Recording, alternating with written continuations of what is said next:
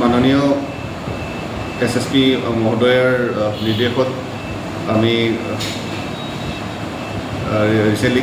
যি crime against property অৰ্থাৎ মানে চুৰি বা ঘটনা বাগবাৰীৰ ঘটনা আৰু আমাৰ ওচৰলৈ আহে ৰিপৰ্ট হয় তেনেকুৱা কেছবিলাকত আমি কঠোৰ পদক্ষেপ লোৱাৰ প্ৰচেষ্টা কৰি আছিলোঁ আৰু তাৰ ভিতৰত যোৱা 12 ঘণ্টা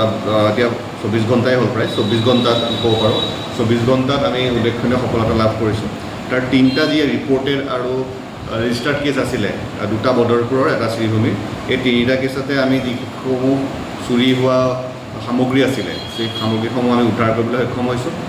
আৰু 3টা কেছতে আমি যোন অভিযুক্ত আছিলে যোন চুৰি কাৰ্যত লিপ্ত আছিলে তেওঁলোকক আমি এৰেষ্ট কৰিছোঁ মূল টোটেল 7জন আমি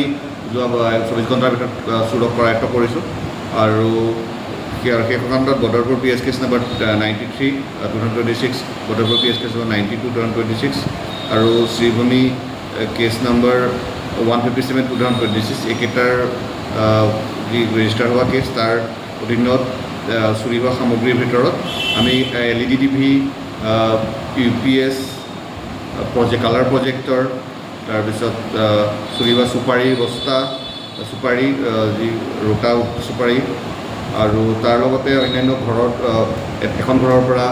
ঘৰৰ সা সামগ্ৰীও চুৰি হৈছিলে সেইখিনিও উদ্ধাৰ কৰিব সক্ষম হৈছোঁ মুঠতে যি চুৰি হোৱা সম্পূৰ্ণ সামগ্ৰীসমূহ উদ্ধাৰ কৰিবলৈ সক্ষম হৈছোঁ আৰু লগতে 7জন চুৰ কৰা ব্যক্তিক আমি কৰায়ত্ব কৰিবলৈ সক্ষম হৈছোঁ ইয়াৰ ভিতৰত যি শ্ৰীভূমি PSৰ কেছ 157ৰ কথা উল্লেখ কৰিছোঁ ইয়াত এইখিনি ক'ব লাগিব যে 359 নম্বৰ শ্ৰীভূমি বিদ্যাপীঠ লংগাইত যি অৱস্থিত তাৰ স্কুলৰ পৰা হৈছিলে গভৰ্ণমেণ্ট প্ৰপাৰ্টি সেইখিনি গোটেইকেইটাই আমি LED TV UPS কালাৰ প্ৰজেক্টৰ যি কৈছোঁ সেইখিনি গোটেই উদ্ধাৰ কৰা হৈছে